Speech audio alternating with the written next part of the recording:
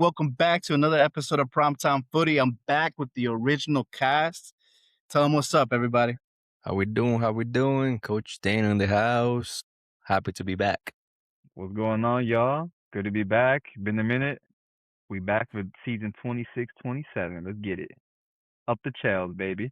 So we didn't get a chance to ask you, but we asked the guys last week, how did they feel about ball over the summer, the World Cup, everything going on? I actually had a good time. I went to Atlanta to catch I think it was England versus Spain. No, not England versus Spain. I forgot who they were playing. But it was a great time. Went to the Fan Fest, FIFA Fan Fest in Atlanta. Vibes were high. But in the back of my mind, bro, I was thinking about that prem, bro. I was thinking about that summer transfer window. It had me stressed, bro. And I was still hurting, bro. You know, Gunner's got that title. Can't talk my shit no more. But No. don't worry. That's why we got a whole new season, baby. Everything's We definitely starting going to fresh. talk about transfer. We're going to talk about transfer. I want you to dive into it because it's been a crazy transfer window. I mean, from La Liga to the Prem to everybody moving to injuries to everything going on. The way that everybody's been moving, crazy. But I think we're going to start it off with La Liga. You know, it was game week 1, 2, essentially. Barca coming up with a big victory. What do you guys make of that? Is it La Liga? Is it theirs again? Is it in their hands, one hand on the trophy, or what's going on here? Talk to me, coach. Well, just to bring back what an amazing philosopher said last week, Adrian, I think Barcelona is going to focus on the Champions League this season. That's going to help Madrid, to come back and win La Liga once again. Lamine Yamal, I don't know what's going on with him. He came off on the 66 minutes. He was really mad.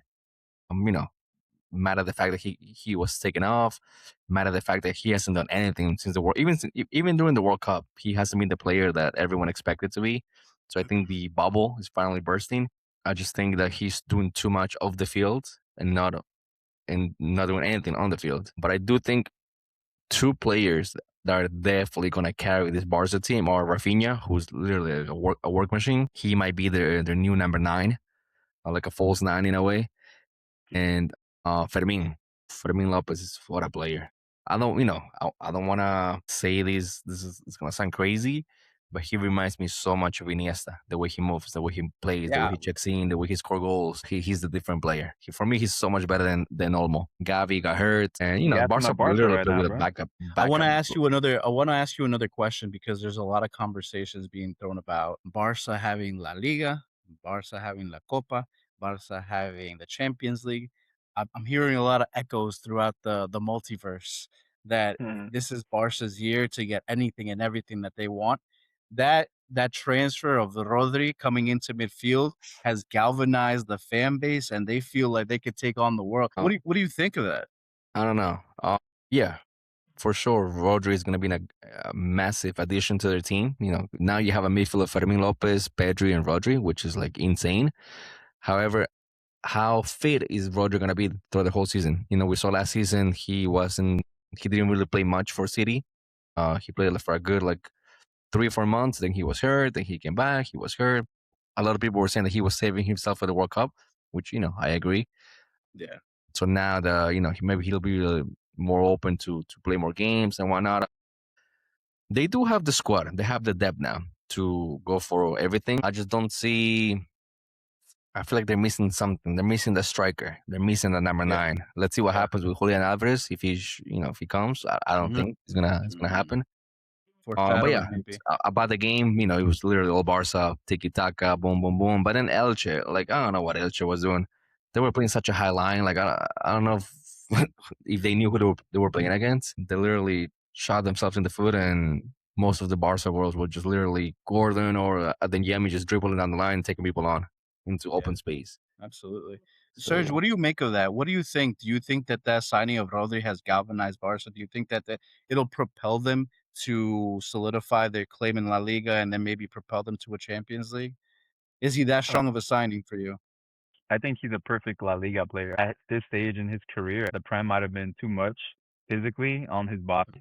I think Rodri as a technical midfielder is going to shine, I think, in La Liga. And I honestly think it's just Barcelona every year, right? Barcelona is always going for Europe, and they're always saying, we're going to just focus on the Champions League, but we know who the kings is. So they can do whatever they want, but Madrid is always going to be Madrid. So it's not And even so a question to me. La Liga they probably do have, because I think Madrid right now is in a situation where they're just trying to they're like they have too much ego on the team. I don't think they're gonna get too far even with the Mourinho on the squad.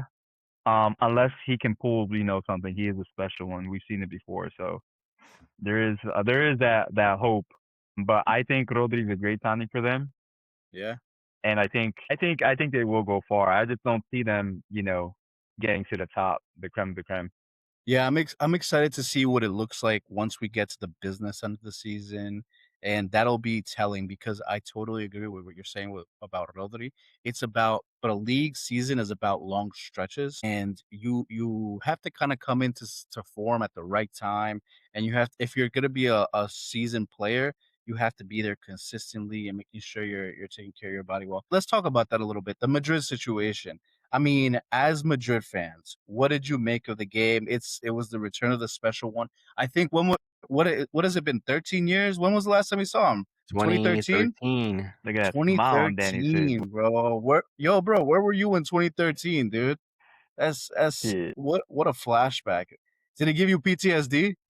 It gave me hope watching him on the sideline. It gave me, because it reminded me of when he first came in as a coach. Madrid was in shambles. Even though we have Ronaldo, Kaká, great players on the lineup, which we do now, is like similar situation, but we didn't have the coach to put them together and make them play as a team, which Mourinho did.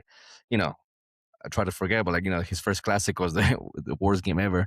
That's when he lost 5-0 against Pep Guardiola's team, and I feel like after that, that's when Mourinho changed and became more of a defensive-minded coach. Well, he's always been one, but with Madrid, where he prioritized defending over attacking, over having the ball, which talking about it now, I feel like this Madrid needs a lot of help defensively. On the ball, we look really great. I love how Carreras was like playing, making those like internal runs. He was playing as a number 8, like into the midfield.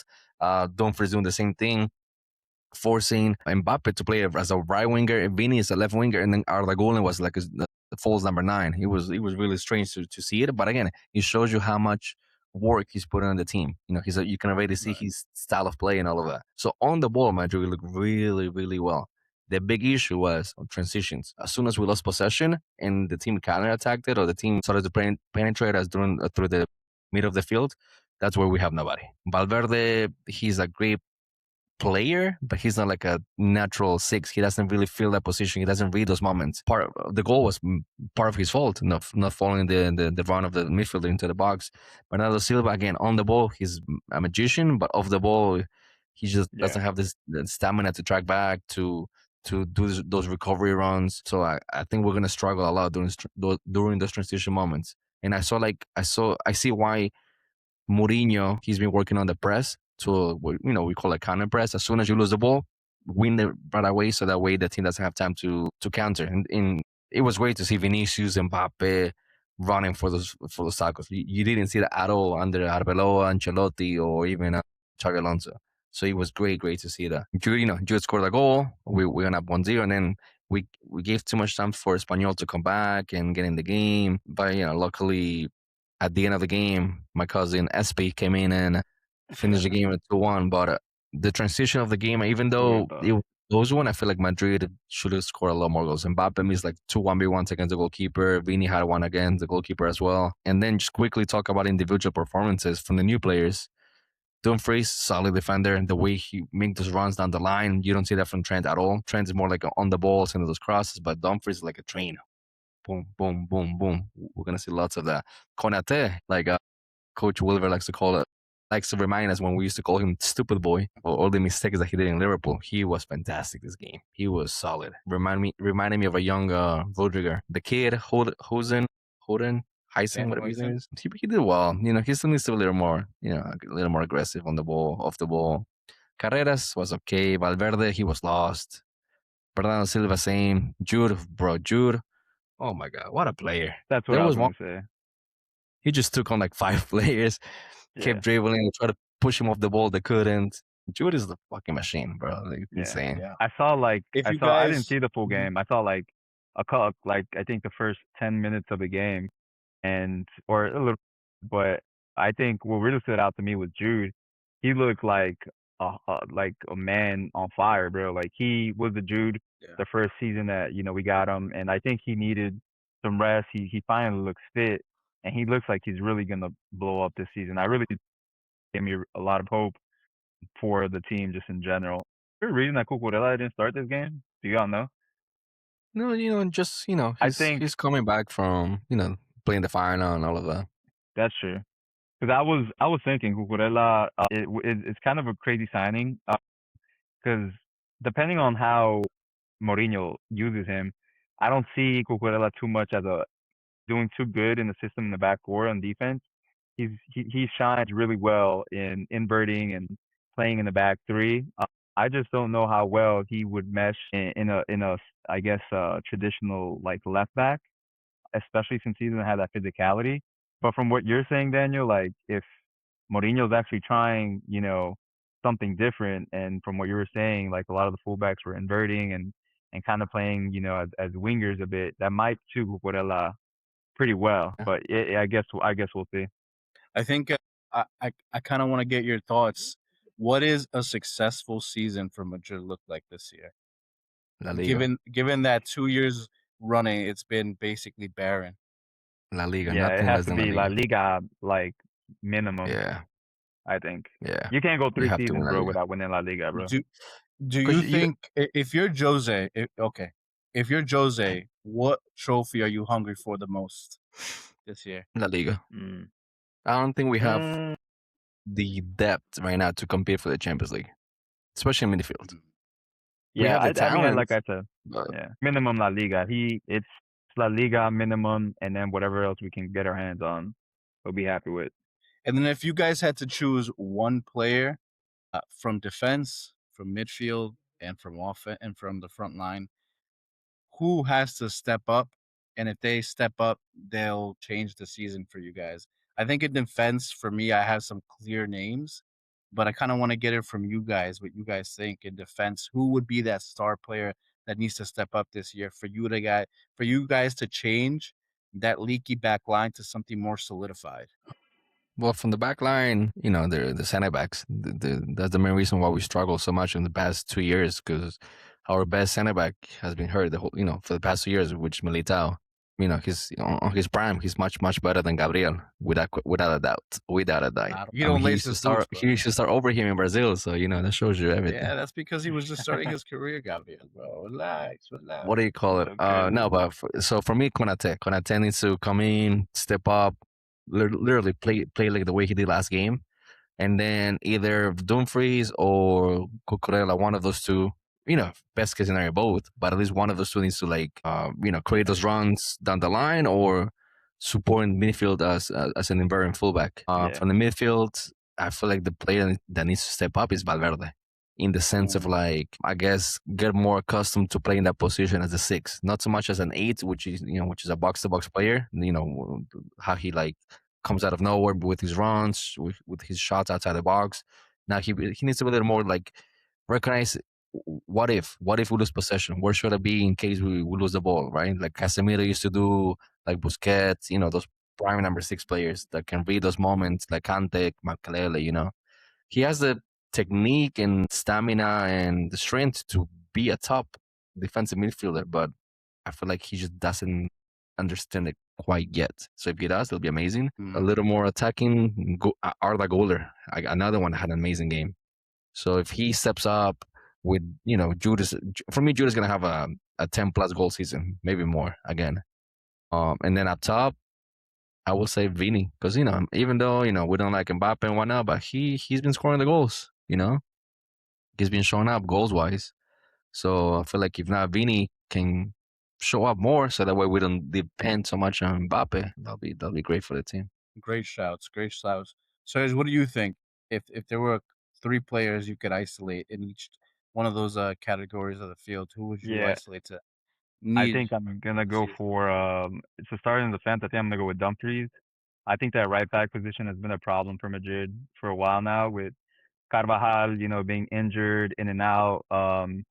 Different coaches trying different systems to kind of facilitate or kind of help out Trent, because Trent defensively has always been, a weak spot. I mean, he's great on the ball, but off the ball, actually defending has always been a problem, and that's kind of been like a big point in that back line. So I think Dumfries solidifying that right back position, I think will be, to be honest, Real Madrid have a lot of problems in the back line, but I think the right back is probably where it needs to shine, because I think center back they're covered in terms of who they have, and then left back, we have some options there too. Midfield, I think Danny talked about this a bit. Audrey Guler, I think he needs to solidify himself as a Madridista and show us the potential that he has, because he has potential and he's shown us, what he can do and bring to the table. But I think this is a big season for him to kind of like show, hey, look, I can take the extra step and I can be that player that Madrid needs creativity wise. And then up top, I think, bro, like we know what we're gonna get from Mbappe, even though it's you know how I feel about Mbappe. Vinny, he has enough credit in the bank where I can't, really talk too much shit. So I think I'm gonna have to go with Diomande, bro, the new signing they got. I think we spent big money on Diomande. I think he needs to get on that field, show us what he's capable of, and kind of give us like a different threat up top for the days that Mbappe and Vinny aren't, firing, or when they're getting red cards and getting sanctioned. So huge. I like all those players that you guys called out. I would have never expected both of you both to say out of the Gula though. Never in my wildest dreams would I have expected that name to come out of both your mouths. It's crazy. Crazy. All right, so this is where we're at. Barcelona won 5-0. Real Madrid won 2-1. Nice quick victory for Mourinho in Mourinho fashion. I don't know if it's sustainable for a whole season, but we'll find out. Let's move somewhere where it's not as rosy. Atletico Madrid. Atletico Madrid, bro. It's still 2-2. Red card. Booing Alvarez. What more does Simeone need? I think I sound like a broken disc. Like, when is enough with this team? Like, this should not be happening with a team like this anymore. I don't think. I mean, do you guys think Simeone is done? Is there ever a done for Simeone? They see him as the born again Jesus. I'm just so confused. That guy has a lifetime fucking guarantee contract, bro. He ain't going nowhere. If he didn't leave Atletico Madrid 3 years ago, bro, he ain't never leaving, bro. Like, that man is there until they're probably gonna bury his ass, bro. They're gonna have a tombstone on the parking lot for Antonio Simeone, bro. Like, it's really insane. Next to the statue. Yeah, bro, next to like the whole crazy, bro. mausoleum. It's wild. Coach, what do you make of it? I mean, what does Atletico need to do to actually get a La Liga? I think 2021 was the last time that they won La Liga, I think we talked about it last time. We didn't have the date figured out, but it was 2021. What do you think? I mean, this is one of the big three, in my opinion, in La Liga, obviously. Like, and they're like in peril, bro. What do you make of that team? Nah, yeah. Simeone should have left like Sergio like 3 years ago. I don't know if he has any nudes of the president or something, or some blackmail, because like something's going on. Something is fishy going on. Because like you literally give him everything. He asks for a striker, he gets a striker. He has a defender, he's still trying to play the card of like, oh, we're what do you call it, a lower team than Barca and Madrid. We don't have the same wages and all of that. But like, there were some transfer seasons that they did it. And at some point, they had even better players than Madrid, and sometimes even better than Barca. But his style of play to be a little more offensive and take control of games, it just never happened. And he just can't rely on his defense anymore like he did in the past. He doesn't have those type of players anymore. He's like never progressed. Like, he's never progressed in his style of play, his style of coaching. Like, he's just been real stagnant. Like, everyone knows how they're gonna line up. They know the team that's gonna come out.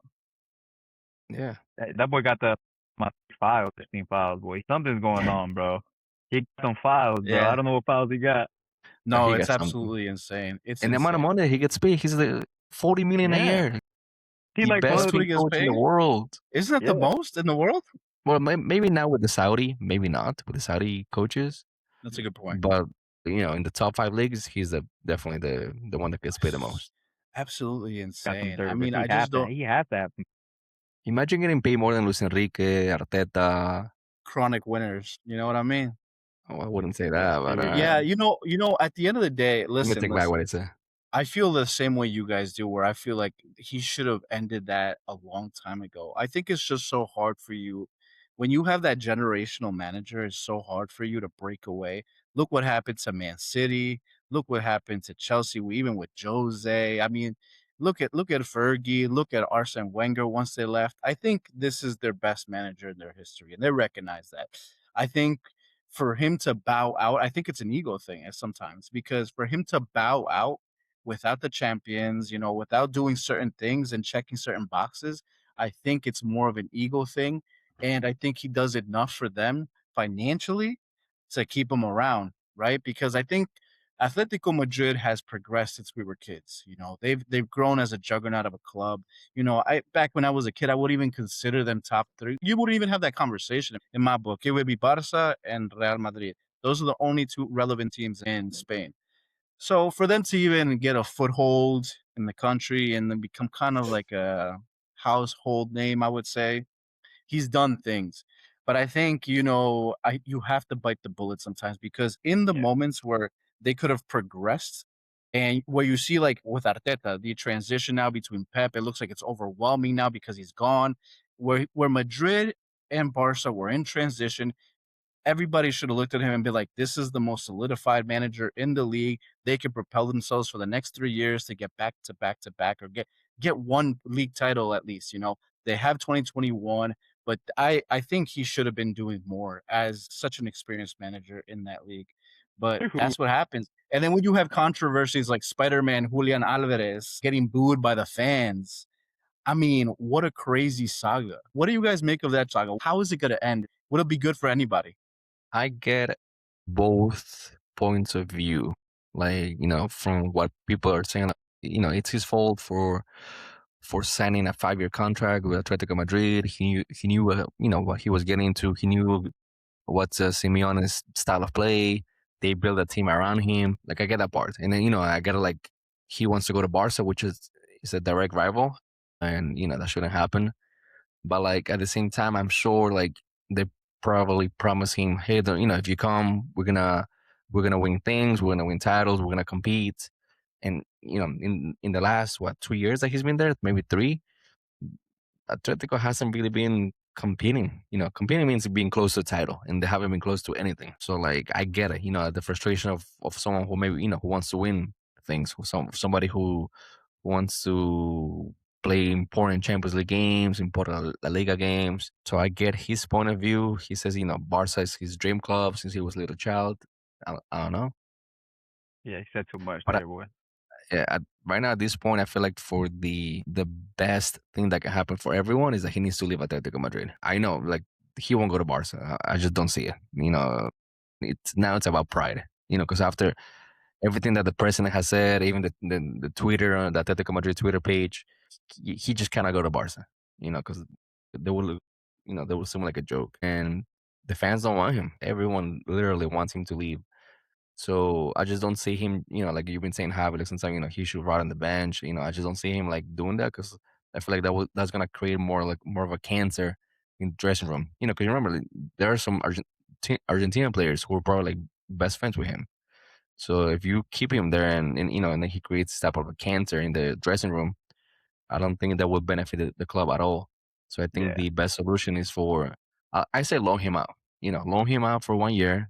Have the club that wants him pay his salary, and then next year, if he wants to go to Barca, Arsenal, whatever, let him. Next year, I said let him go. Even this Barca, next year let him go. This year, loan him out. Have someone pay his salary, and someone like Real Madrid, maybe. Who knows?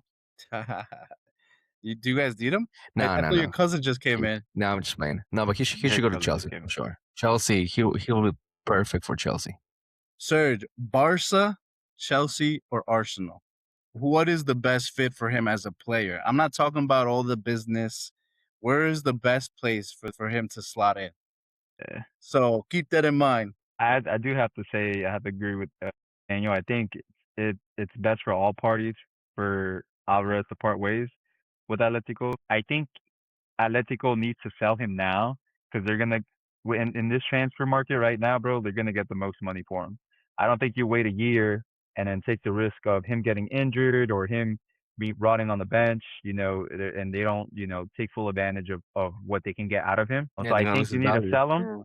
I think you need to sell him, and you sell him for a crazy inflated price.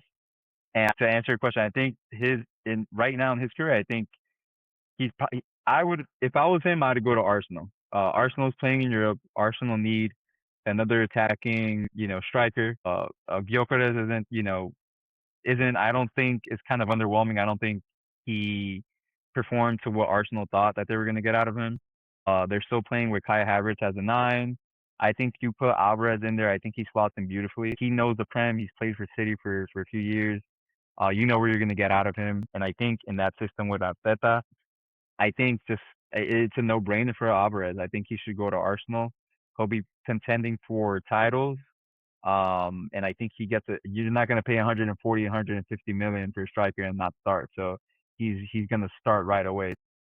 I think right now for him, he needs to leave Atletico, and I think if anyone should get him, I think it would be best fitting for Arsenal. Julian Alvarez, 150 mil. Is he worth it? What about you? You're the Arsenal fan.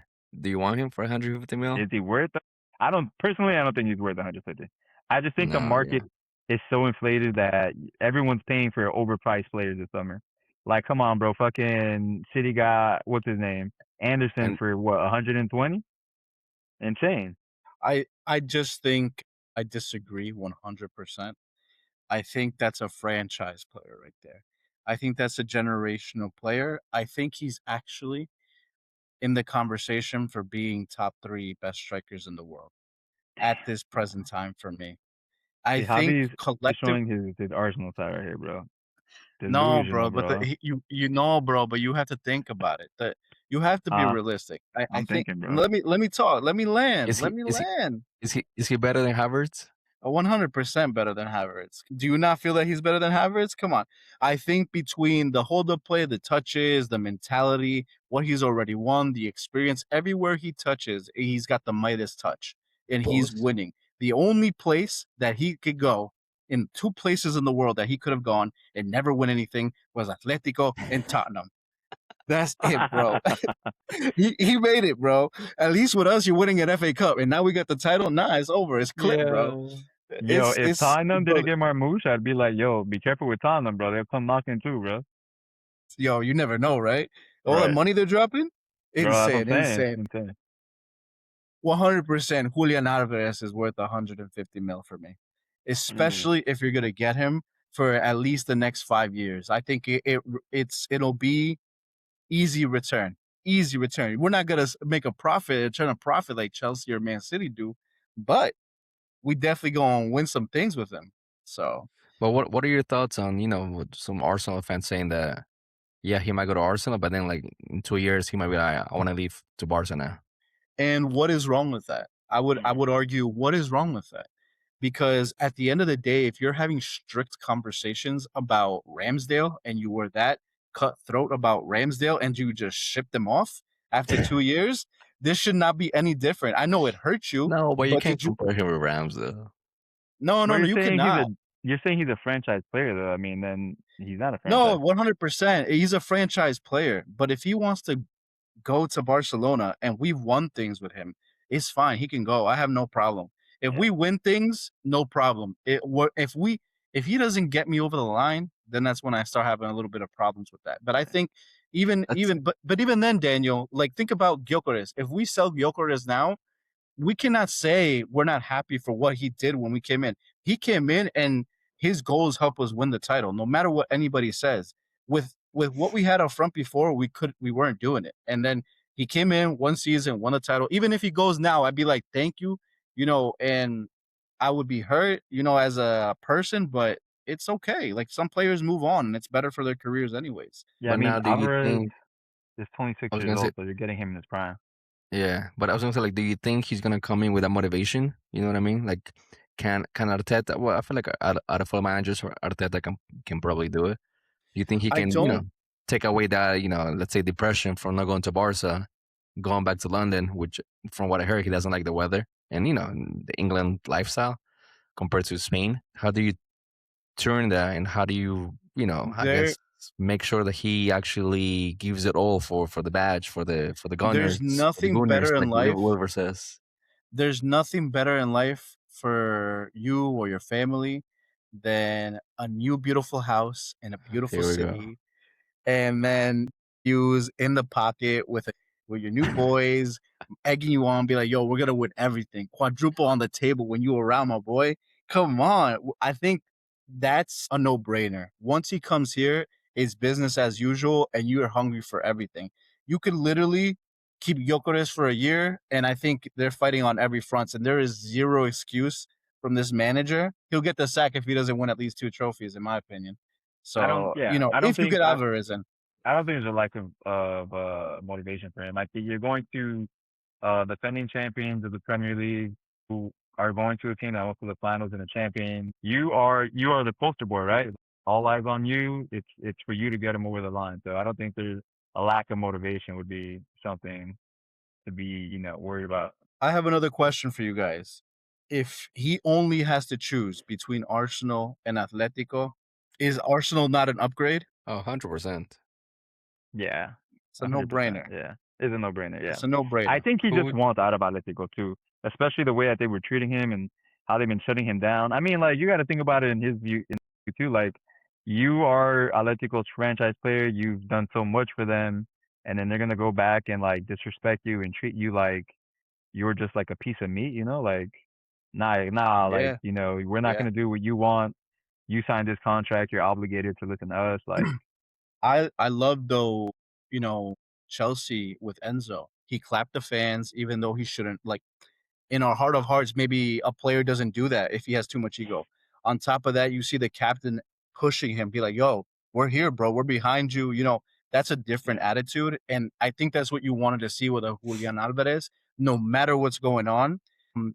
I totally agree with the ego thing at Atletico, and I don't think a club should ever get too carried away to the point where you're always bigger than one individual, but that one individual should never compromise your morals, right? And Atletico look a little slimy treating him like that as well, because it's very well known that it's the higher ups that said, nah, you don't get to go say hi to the fans, you don't get to do anything, you don't get to interact with them, period. So he doesn't even get to say his two piece and be like, yo, I'm sorry. Like, no, nothing. So a club should always be bigger than the player, but the club should never stoop down to a player's level to make their morals be compromised. So apparently back in January, February, he expressed his desire to move to Barca, and they were like, okay, but we can't just sell you to Barca. We can't just make it happen. You have to come out and say, hey, I want to leave the club. I want to move out. And we which he did randomly after the World Cup game. So I feel like that's where the pain and the disappointment that you can clearly see on his face is coming from, where like they promised him that he was gonna be allowed to leave and go to Barca, and now they're saying no, you're gonna stay. We're gonna keep you. Who's better, him or Joao Pedro? Come on, bro. As of right now, Joao Pedro. Joao Pedro's the best striker in the league right now, bro. That's wild, bro. That's wild. I could never say Joao Pedro. He's not mobile enough for me, boy. That's crazy. No, he's not mobile. He moves. He doesn't move enough. He looks like he got the samba feet, bro. Like he got samba feet.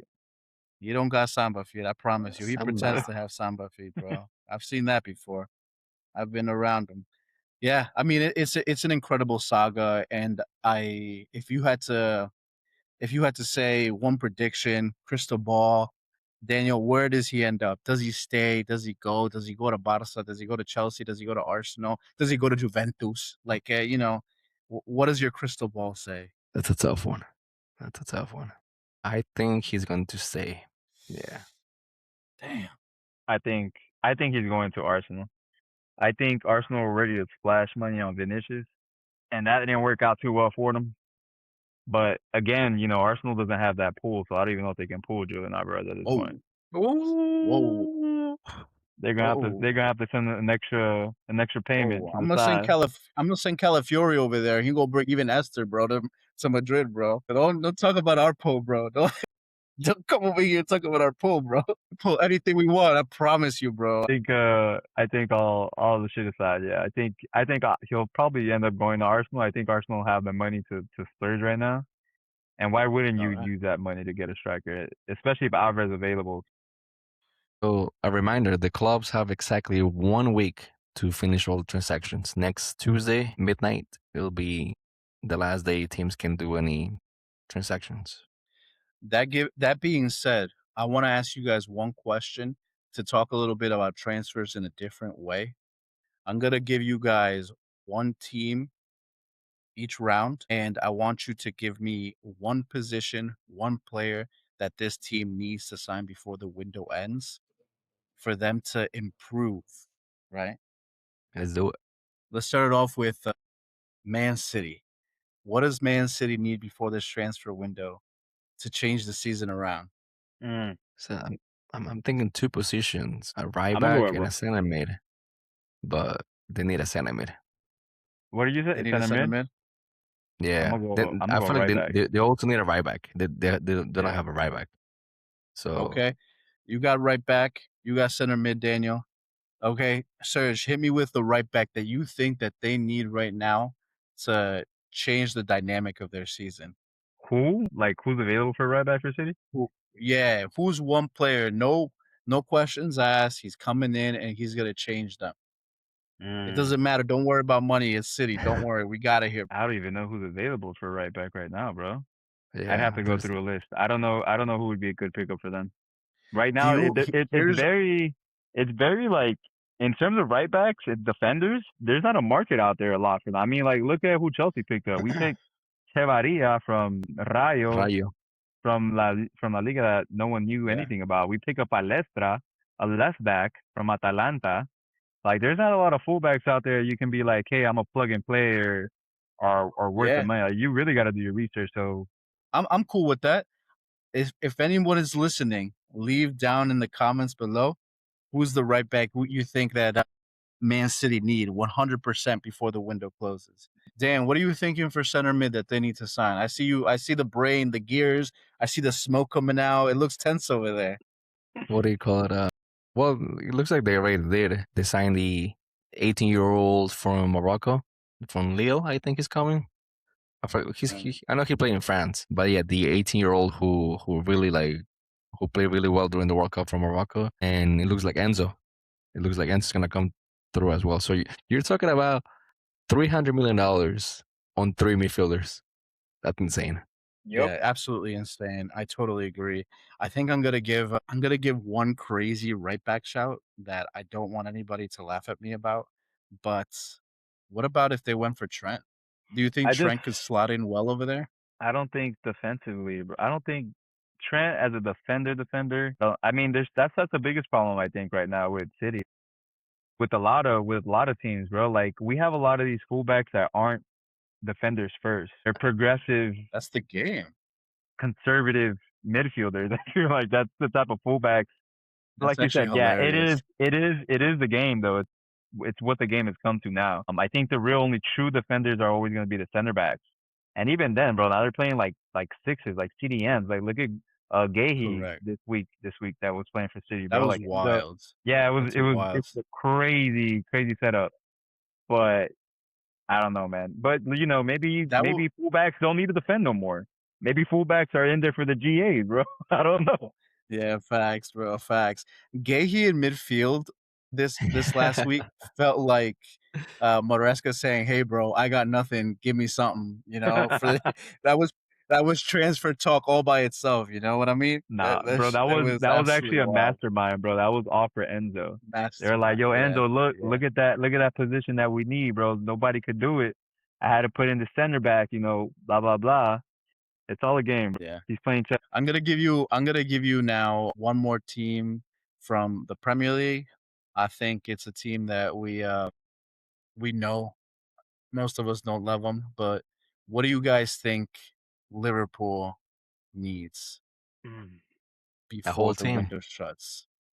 Bro. They need a whole Nah. Be team. real No. for a second. You're Ariola. They're like, you know what? We're gonna give you one player you want. Don't worry about money. Don't worry about anything. This is the position you need. We're gonna cover it. What do they need? There's so many positions. Yeah, they knew Yeah, you so gotta pick one, bro. They need a right. They need a right winger. They need a center mid. They need a center back.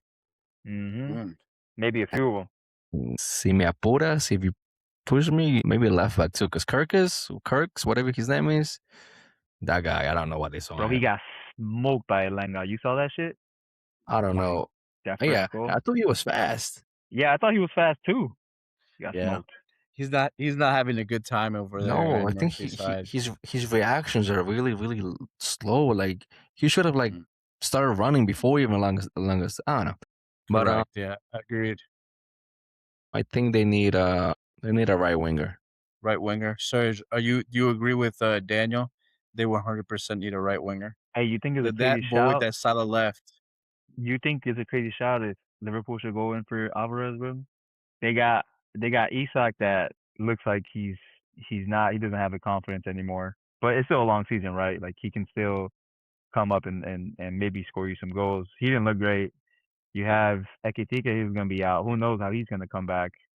That might be another position that they might be lacking.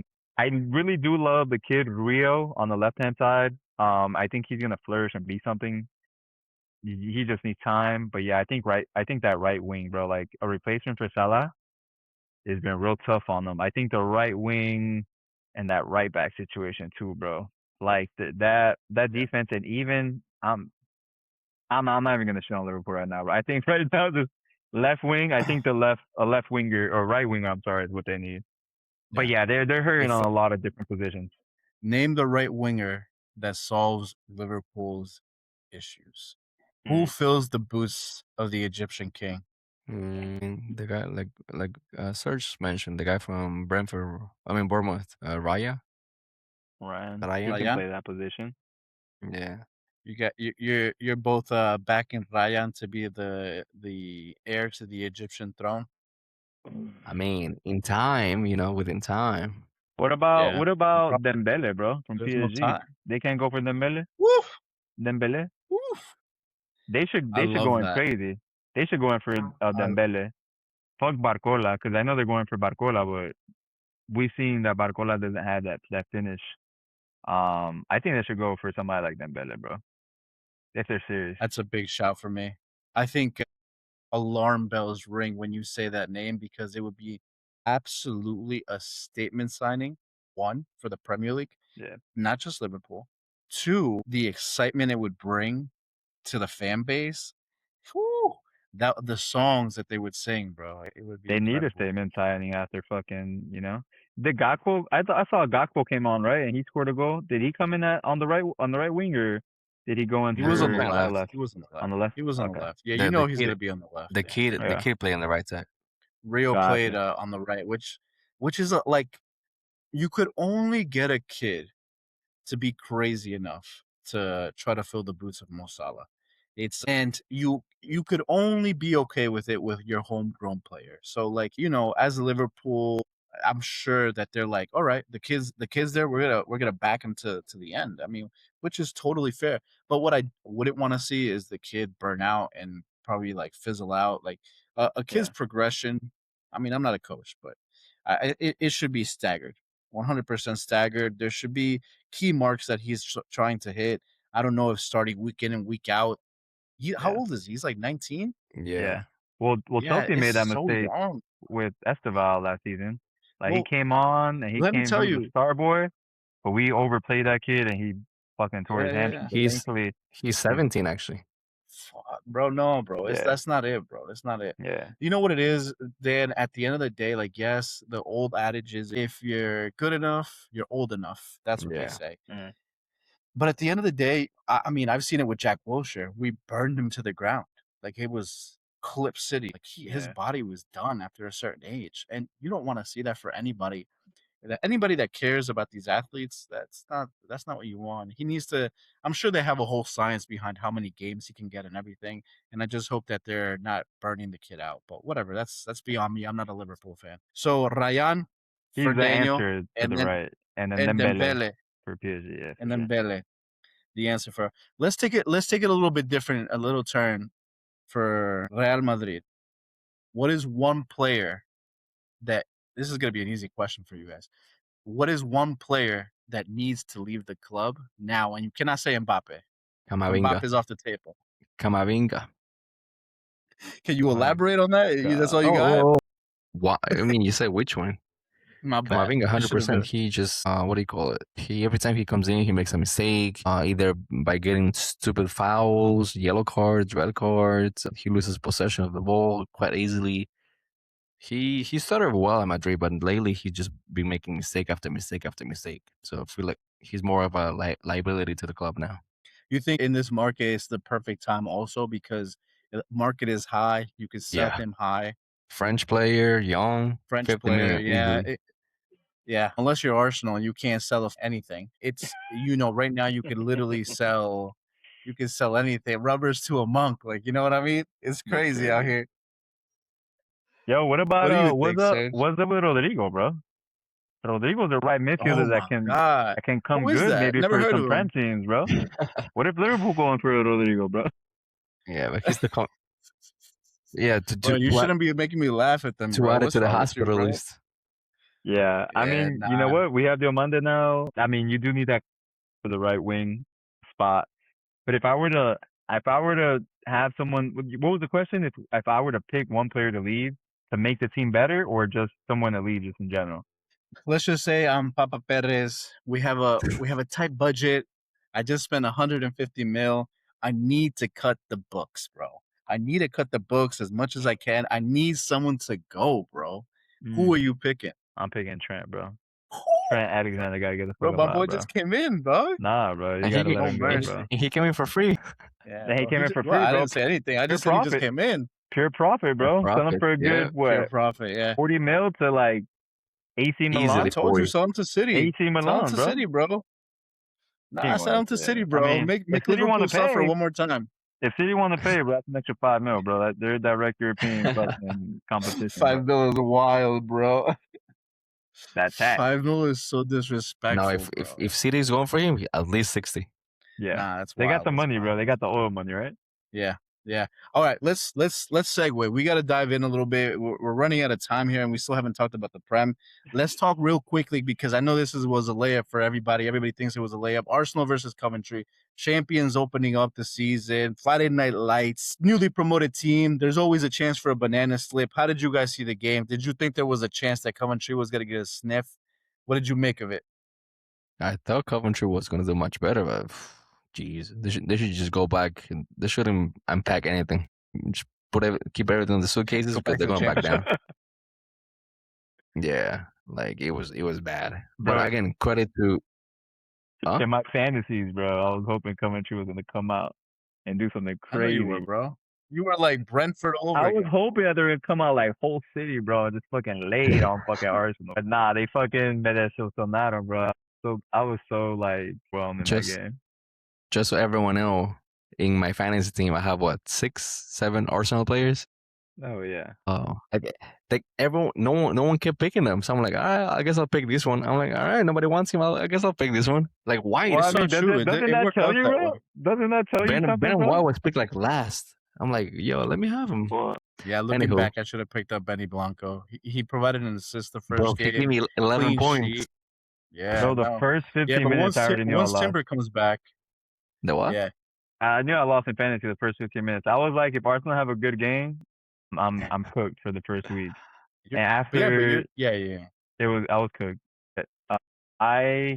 But like, gotta be like legit though. The first 10, 15 minutes, Coventry were playing pretty nice. They had the ball a lot more than what I thought that I would have expected, like in the first 15 minutes of the game. They were moving the ball pretty quick. They were looking kind of nice. But I think that right back made that one mistake where he gave the ball away and tried to do too much. And after that first goal in the Emirates, I think that really I think that was the biggest problem. I think if they would have held out a little longer, maybe like 10 more minutes, and they would have been playing the way they were playing with no mistakes, I think it would have been a whole different story. But after that first goal, you can see in their eyes, they're like, yeah, it's over, it's cooked. And then that gave Arsenal the extra fire, keep at them. I think as an Arsenal fan, I was very happy to see a 3-0 win. We needed a heavy win, I think, coming in, especially against Coventry. These teams in the past have been banana slips for us. I think if I'm being hypercritical, I'm a little bit concerned about Benny Blanco and his ability to handle pacier, more trickier wingers. But I really like that dynamic. I really did like the dynamic though between Odegaard, Ben White, and Saka. We haven't seen this since 2022, 2023, I think, and it just looks so vintage Arteta ball. It was Vintage. beautiful. But one thing I will say where I'm very critical of, and I think it has not changed since my boy has arrived on the scene, Saka is not clinical enough for me. And I know he has these beautiful numbers that everybody raves about. But I just feel like I was talking to Dan about this. If he was 5% more efficient, 1% more efficient, even 2%, 3%, I want him to be up to 5% more efficient. But I just feel like he lacks that clinical edge, that clinical touch, that final third for him. He hasn't unlocked that mentally, where on the rest of the field, he has this calmness about himself and knows who he is as a player. I feel like in that final third, he hasn't really come to fruition as a young adult in his own maturity as a player. So I do feel like he really needs to step it up this season, and I'm hoping he does because you have on the left wing, as you can see, Soles, one game, assist on the board. That boy is about efficiency. That boy And hungry. that boy came to cook. And he showed Martinelli up. He showed Saka up. He showed Trossard up. I think in that game, he showed so many beautiful moments. Of course, Trossard, Martinelli, and Saka carried us to a Premier League title, kind of. But that boy was efficient. And that's all you want to see from your wingers sometimes is clean cut, efficient. Don't take any time on the ball. Sometimes you have to one time it and go from there. Know when to when your moments. Not don't panic. Pick him right. And that's what that boy had. So I think if there's one thing to be critical about is that our old players and even Odegaard a little bit, I think they need to really step up because they've been injured. Cool. That's an excuse. That's a reason. I get it. You're an athlete. You're a human. But you really need to come here and come right so that way you can collect another chip so that way nobody's out here talking to you about nothing later on in life. So if I'm saying my 2 cents, that's what I think. So No, I agree. I just feel like, he's being coached so much to go down the line and then cut back and pass. Go down the line, cut back and pass. I feel like he's been Yeah. doing way too much of that. With England, there were some moments where like he went forward and he was cooking, taking players on, going down the line, sending those crosses. But I feel like with Arsenal, different mentality, different style of play. He's more of a like, hey, go down the line, bring people with you, then pass the ball, and because there's going to be open teammates, quickly transition from the right side to the middle or the left side, and then to take those opportunities. So I feel like that's how they use him more in Arsenal to attract pressure, 2 3 players, and then release the ball. So that's where yeah, you don't see much of him. I I think that mhm. Solus player, I think he's gonna be like a maverick player that some teams need. Yeah, maverick player that kind of like raises everyone else's game up, and I think it will also maybe help out Saka because there won't be so much pressure on him to be that player that people are relying to score goals or to be the Mhm. difference maker. So I think Solus coming in on the left hand side will kind of help Saka kind of find a new role in his game and kind of take that pressure off his shoulders because people love to talk about the star boy, but that you need that maverick player, and I think Solus is gonna bring that. Yeah, yeah. I think let's keep it positive. I wanna jump to the last game of the week one. You can't Chelsea say versus Fulham. keep it positive and fucking talking at Arsenal at the same time, bro. Fuck them. Nah, bro, we gotta. That's why I'm trying to segue for you, bro. That's why I'm trying to cater to your needs, bro. I'm telling you, I'm going to Chelsea. I'm running, bro. I'm running. Oh my I'm god. skipping. Chelsea versus Fulham. To me, one of the better games of the weekend. Exciting, to be honest with you. I think what I saw from Chelsea, this is why I said what I said last week. And I know Dan was cutting me for my prediction about Aston Villa, but it's early on, Dan. It's early on. True. Watch it's early on. I told Dan that if there was one person, one team that I'm worried about, it is Chelsea as a potential title contender. Why? That offense looks tasty, bro. If they keep their midfield, that midfield looks nice. It looks it's seasoned in the league. I don't know why Caicedo wasn't playing. Daniel, the Ecuadorian expert over here, can maybe cue us in. That defense is always a worry. Yeah. Sanchez, bro. Wow. Oh my God. I've never seen anything like that. I don't even know if I've ever. I wanted to say it reminded me of Almunia, but even Almunia, I think, would have said that, bro. I'm not gonna lie to you. Almunia is one of our older goalkeepers, bro. That is like laughing stock. Yeah, no. Nah, I bro, that mean, was bad. That was bad. That was terrible. no, but positives, guys, positives. So what I will say was positive is the interchanging of plays, the way Morgan looked confident. That I was mean, Morgan beautiful. Rogers, bro, looked like he had been playing at Chelsea since he was 7 years old. I don't know if he has, bro. Isn't he a City product? He's a City product. And then Palmer looks like he's back, bro, through the legs, bro, of Leno, bro. I was like, I got PTSD. I'm like, oh, is Leno a goal for us? I'm like, damn, bro. So, I don't know. Daniel, let's leave Serge for last. What did you make of that game, bro? What did you catch the highlights? Yeah, so like exactly like you said, we have it was funny to see as a Madrid fan, our last two coaches playing against each other. Yeah. Crazy. Two of them both of them play for Liverpool as well. So they know the Premier League, they know the league, the standards, how difficult it is every game, especially to play away. Like Hyper likes to call it London derbies. There's like one every week. That's the best. What do you call it?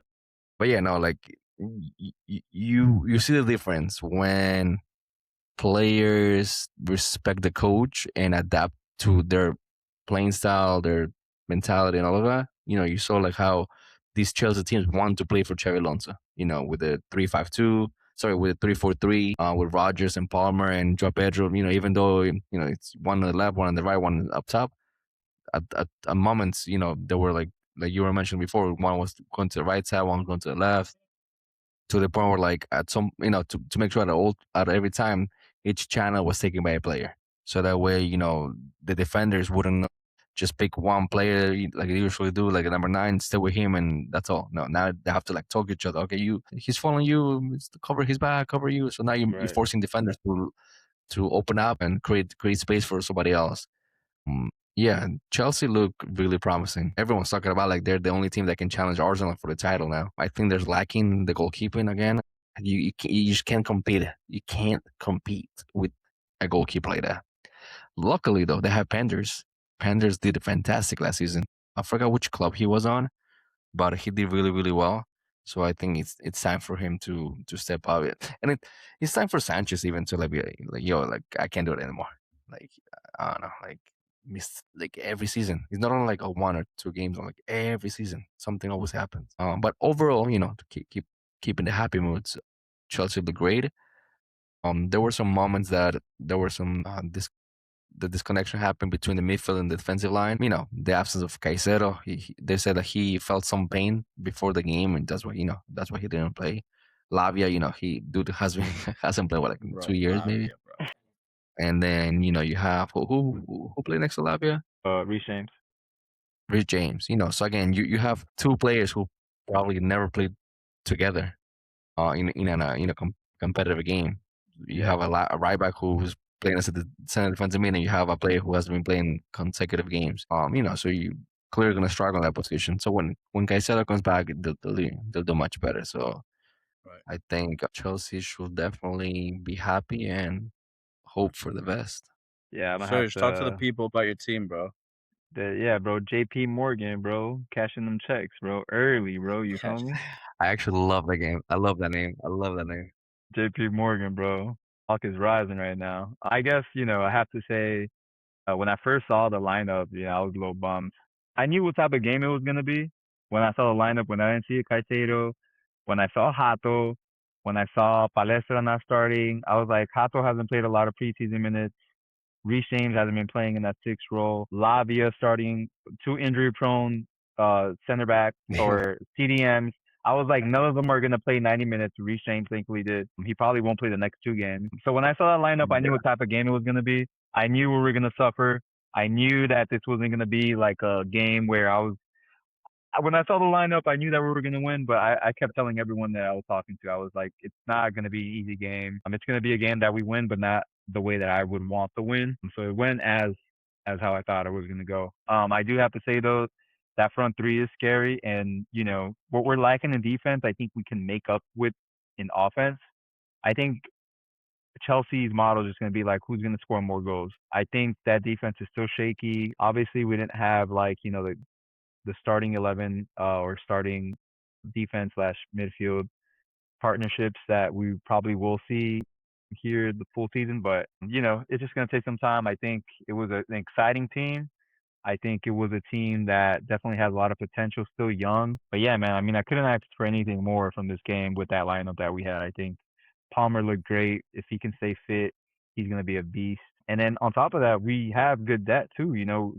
If something's not working, we have Neto that could play that wingback position. Esteval can come in. We have Welbeck that can also kind of, throw in something a little different. If, the front three is not working or the system's not working, we have a different type of profile striker. And that's why I don't think we need Alvarez. With one game this season, we really don't need 3 strikers. I think we can get away with 2 with just one game a week. So I think I'm liking from what I'm saying. Endo is probably going to be out though. So that'll be a hit. We wouldn't be able to replace him. But, with the system that Xabi has, I think, he normally plays with 2 pivots. You got Jordan Henderson. And we got Jordan. Hey, we got Hendo, bro. So the depth is there. Like Daniel says, depth, bro. Depth. The depth has never been a problem. It's the quality of the depth that's been the problem. I'm not gonna lie to you. And even though people cracking jokes with Welbeck and Hendo coming in, but even though they're old, that's quality right there. That's true. Experience. Premier League players. I saw a clip when they zoomed to Palmer because he had got stepped on, and he was talking to Danny Welbeck, and my brain was like, "Damn, bro, Danny Welbeck must feel like Unc Welbs, bro. Crazy, right? Bro. Could you imagine? It's crazy, bro. Imagine how I feel with him. I used to watch him when he used to play for this team. For Man United. I don't know why you're wearing that jersey, bro. I don't know who. We haven't who touched that subject, bro. I don't fucking know. I gotta give hope to all the United fans. There's light. We don't talk about Bruno. Someone said to me, we don't talk about Bruno. He's a good luck charm. Yo, quick segue. Best player of the year. Nah, that's what I was gonna say. PFA Player of the Year. Right. Was Arsenal robbed? Yeah. Was Arsenal robbed? Be honest, in your heart of hearts, was Arsenal robbed? I told you, for me, it should be in Raya. Fuck no. I think Bruno Fernandes broke the record for all-time assists, bro. You crazy? You crazy, bro. Bro, what does that matter? Raya. Oh my god, dog. Back to back golden gloves, bro. Raya. Declan Rice hounding your boys. Your midfield was mid-average all last year, bro. You're wildin', bro. Please, that defense ate you up. Arsenal won 1 trophy, bro. Now they feel like they're entitled to every fucking trophy. But PFA Player of the Year is about 1 trophy, the Premier League, right? 1 player, and bro, they didn't give it to a prank champ. So Ryan, bro, you're gonna give Player of the Award for the Prem to a goalkeeper, bro. Who was the last goalkeeper to win? Bro, Premier League of the year. There's nothing wrong with that. There's nothing wrong with the goalkeeper. Peter Sech, probably. There's nothing wrong with a goalkeeper winning that. I think Rice was a good shout. I think for what he offered as a team, after that you would give it to who? Maybe a Saliba or a Gabriel. But that, those are my big shouts. Raya, Rice, and then one of the big boys in the back. So Fernandes wasn't even a possibility for you. No, bro, absolutely not. It's between 1 and 2 teams. 1 and 2. Bruno Fernandes played 9 months without any pressure, just lobbing it up. And once his team was losing, he's like, "All right, let me come on and do something. There's no pressure on anybody now, All right, but think about this. So Bruno Fernandes broke the all-time assist record in the Prem, and think about who he was assisting, bro. Let me ask you a question. Zerkski. Who is this guy assisting, bro? Like, think about the ball. I want you to know. I think actually this is where I'm gonna say my 2 cents. The Premier League should have had the sack to go back on record and say that Bruno Fernandes' last assist was actually not an assist and it was an own goal by the goalie. Go back and look at it. Go back. You heard it here first at Pride Time Footy. We were robbed, bro. We were robbed. They did it on purpose, bro. I gotta go to that last assist now, bro. Go The look at that conspiracy, last bro. The scene. conspiracy. Bro, you'll come back. Yo, I'm gonna hit you with the 1-2. It's not about UFOs here. It's about Bro, Bruno PTF Fernandes. conspiracy, Come on, bro. That last assist I'm was telling brutal. you, bro. Go back and look at that final assist, bro. I micro-analyzed it, I'm bro. not gonna lie, It doesn't bro. it doesn't add up. It doesn't add up. If that was Aston Villa and it was Debo would have got an own goal, bro. I promise you. He's notorious for those. What do you But call it? anyways, I digress. The last time a goalkeeper won this trophy, guess who it was? Think The about it. Man United one. Really think about it. The Man United one, Kepper Schmeichel, I'm sure it was. Nice. Yep. 1995, 1996. Damn. Yo, if you don't think we got ball knowledge in prime time crazy. footy, you better come correct, bro. We got knowledge in prime time footy, bro. Ya tú All sabes. you UK fans, come on. 95, Come on. bro, Yeah, it taking was. it back. I know, bro. But I we was was in 3 years diapers, old, bro. bro. I wasn't. I was. Except Yeah. for Adrian. He was driving by Adrian then. was carrying us, bro. Adrian was. Nah, bro. Had us Adrian carrying was us in like this, La bro. Ungla, bro. He was Master Roshi. That boy was in the jungle, boy. Yo, so you crank me up. All right. Enough about conspiracies. Enough about Adrian. Enough about Master Splinter, Master Roshi. We're done here. All right, let's get back to ball. So let's talk about something a little bit more stale, a little bit more neutral. Newcastle versus Liverpool. Tasty. Did y'all see that coming? Did y'all see that game coming? I saw the first half only. People had Newcastle getting relegated this season, bro. And the way they came out, thought so too. they ain't getting relegated, bro. I'll tell you that much. They ain't getting relegated this season, bro. I think we spoke last week with Dan. I spoke to Daniel about this coach. I think the coach came as a huge unknown, but once you go look at how he plays, his style is kind of adaptable to the league. And one thing that I like is how they're pressing, and it looks a little bit different than what we're typically used to seeing.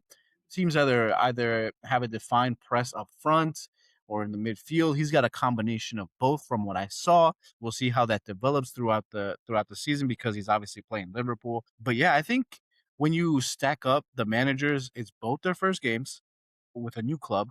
But Ariola should have really had a little bit more chest, in my opinion, and really given it to him and give him a nice introduction to the league. But it didn't work out that way. And I think it left me with kind of like more question marks about Liverpool.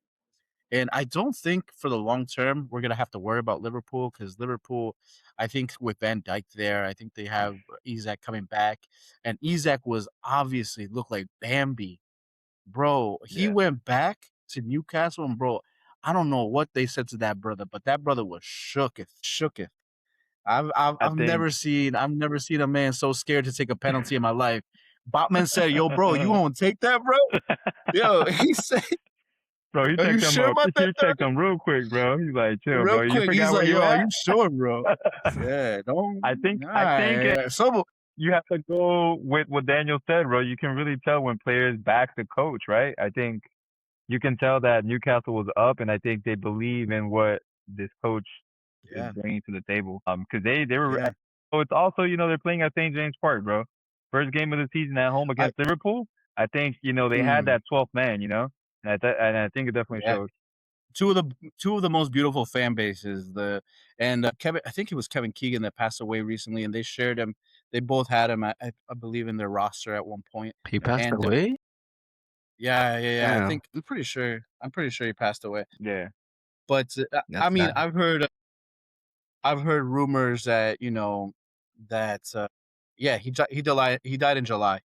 But I heard about the songs that they were singing that Newcastle United and Liverpool were both like cheering, like they were both singing in unison. So I'm sure that was like a special occasion because very few times you get fan bases like singing the same songs. Like I'm sure it was probably beautiful to hear.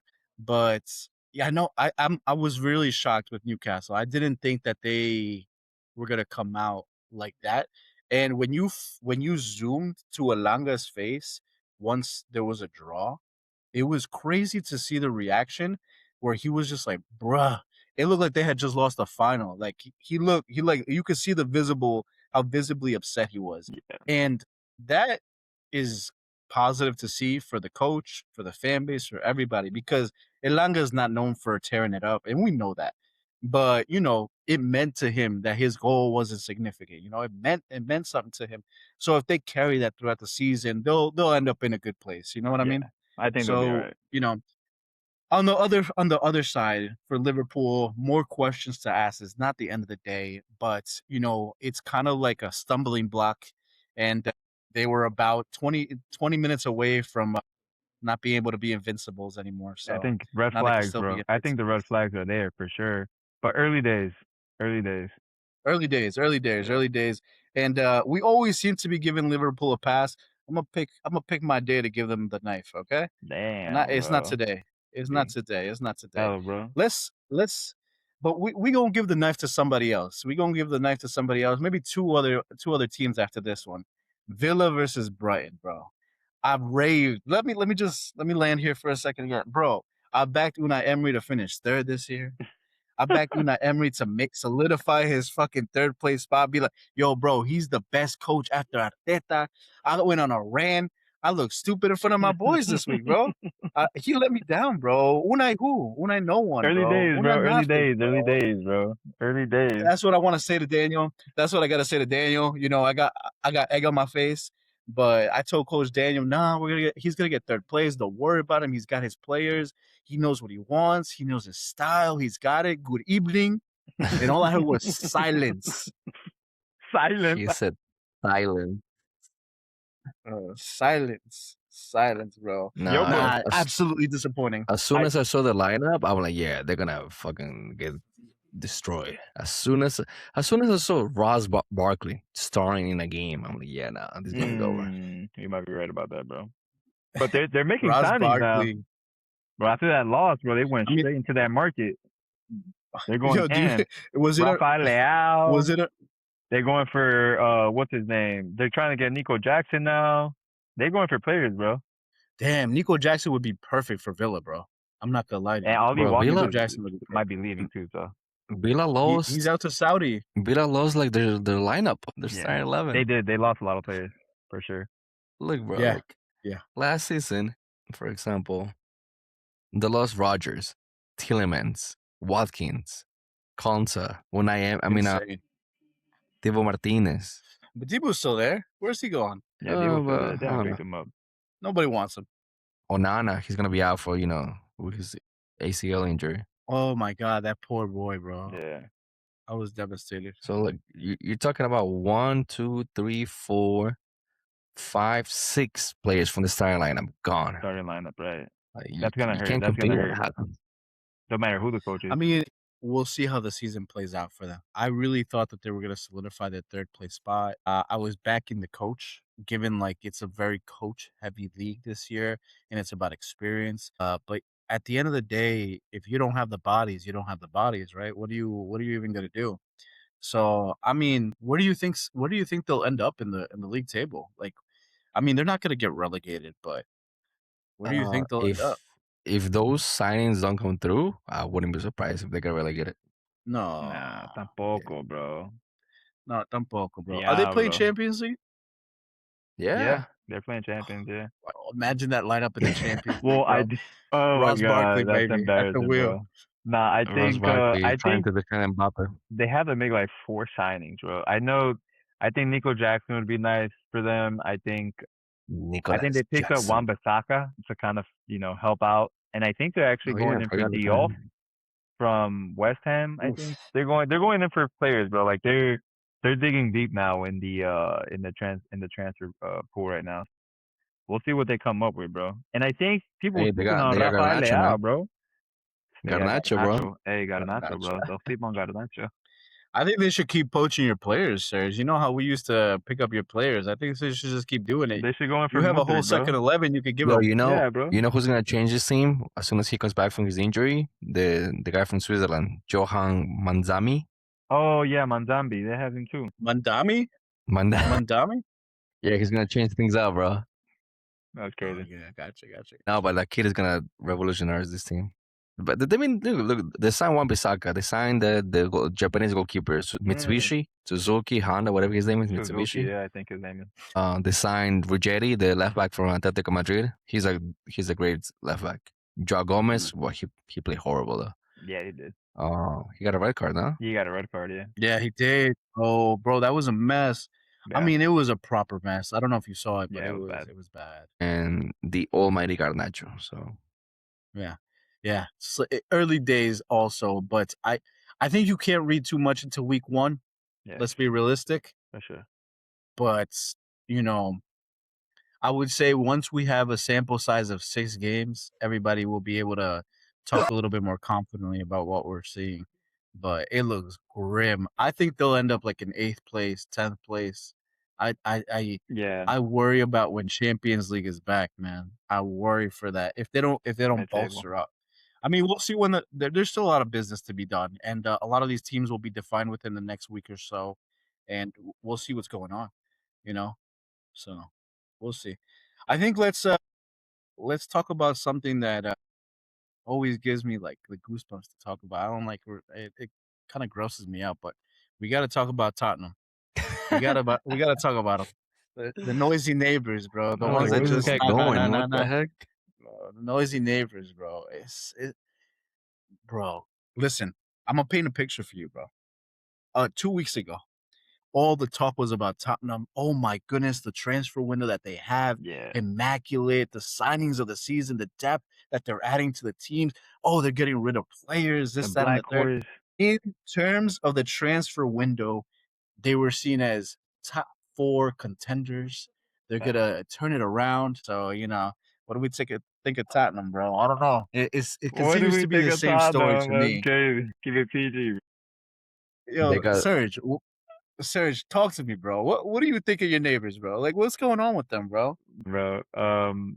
Yeah, bro. What a disappointment, man. I mean, like, think about all those Tottenham. I mean, but like, this is what they're known for, right? Like, even as a Tottenham fan, bro, you know what you're getting with that club. But no one saw this coming, bro. Like 4-0, bro. Like all these signings you made, you weren't even able to score a goal or be even competitive. Like they weren't even competitive in this game. They picked up. You thought that they fixed all their defensive problems. With they had that new goalkeeper that was looking great in preseason. Kinski. They bolstered up their midfield, Tonali. Like they have all these signings, bro. Nothing to show for. And they were just like picked apart.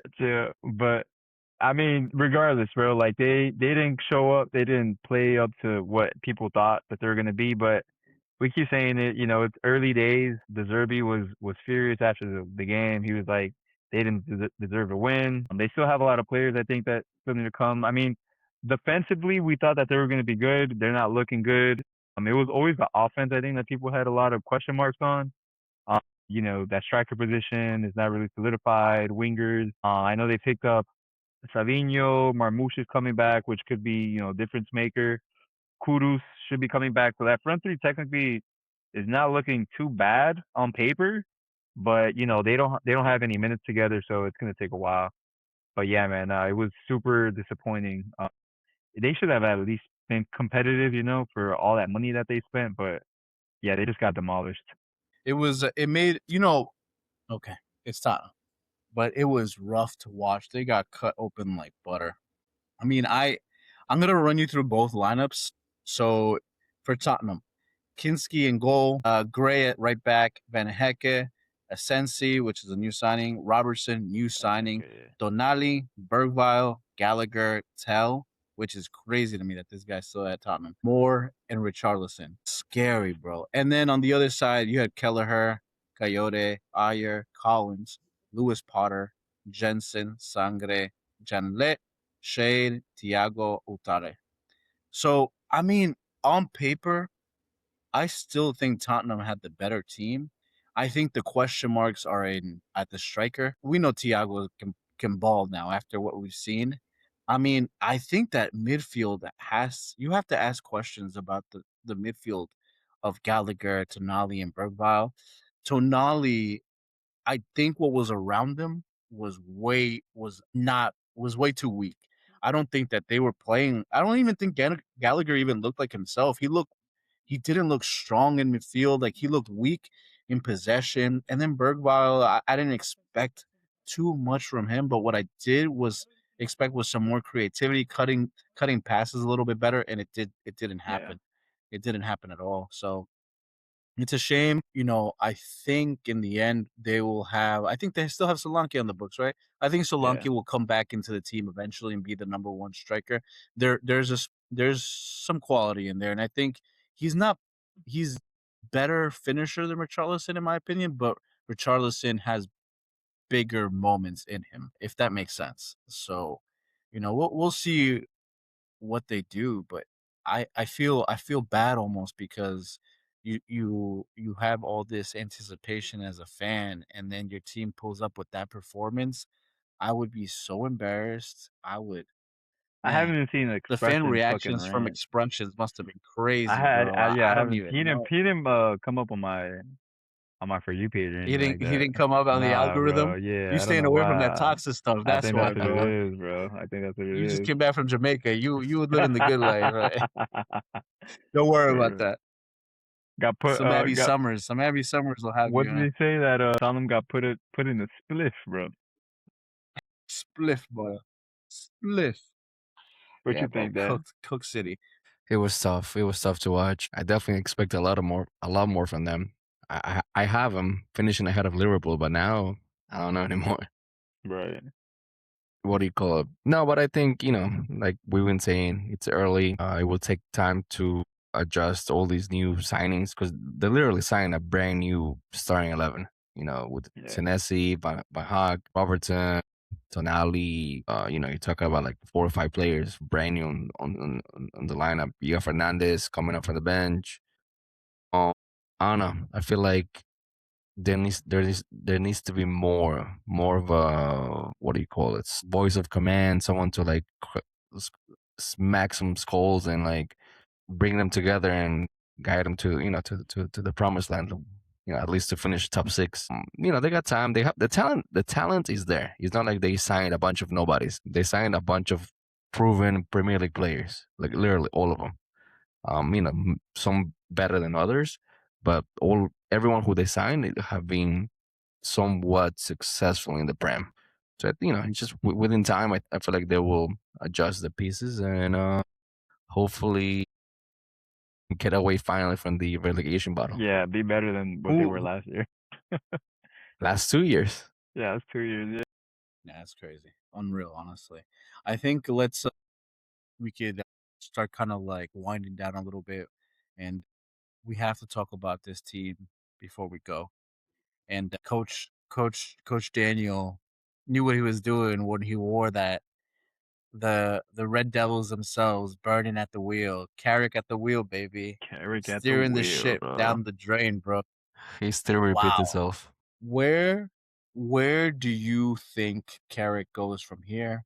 How much do you read into this? Is this a wobble?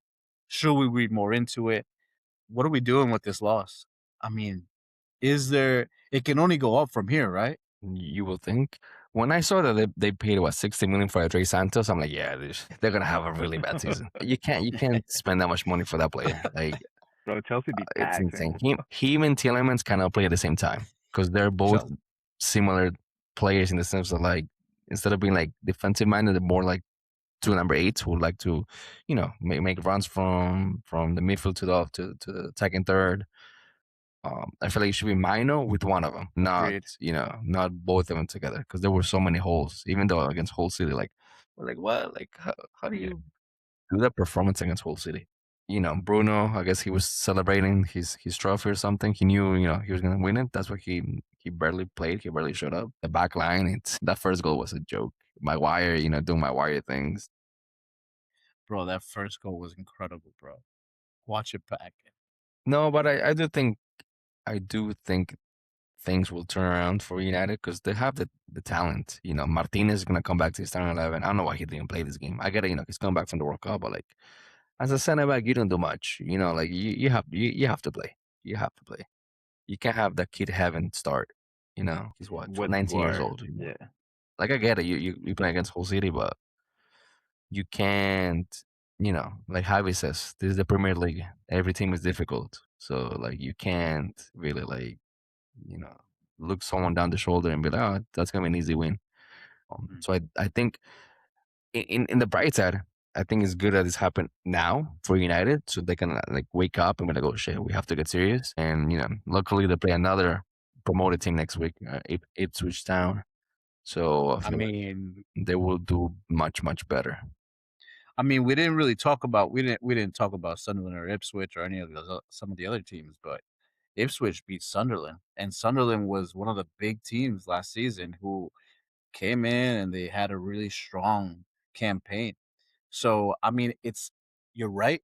They have two perfect fixtures where On you paper, just yeah. thought On paper. layups on paper.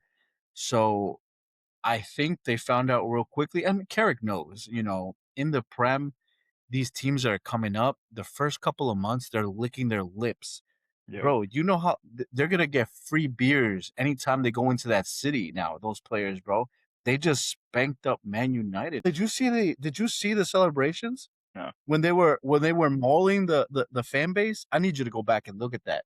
I'm not even gonna do it. I can't do it. It's crazy. I'm gonna send you the video. Wait, which But team? hold it. Where they were, you have to watch the When they celebration. were like, Yeah, nah, bro. Don't even do it, bro. You're embarrassing me. Never come back. that was hilarious. Bro, absolutely insane. And I don't think Ipswich will be any different. I think he has to get the lineup right. And Yeah. if he doesn't, he is in murky waters. Serge, what are you thinking? I think Ipswich is going to be a stronger test than Hull. I think Oof. Ipswich showed a little more. I think Carrick just got this lineup wrong with the defense. I think they took it way too, safe. I think it was gonna be an easier game than what they expected it to be, and they just got a rude awakening. And I think Ipswich, if they come out with the right setup, the right lineup, I think they should get it done. But everyone thought this was gonna be 6 out of 6 points the first 2 games of the season, and now they're gonna be battling to even get 3. So we'll see what happens. Yeah, totally agree with you. Actually, I have one last question for you guys. One word to describe the feeling of game week 1. Daniel, hit him. Excited. Serge, one word to describe your feelings after game week 1. I want to say euphoric. Wow. Diablo.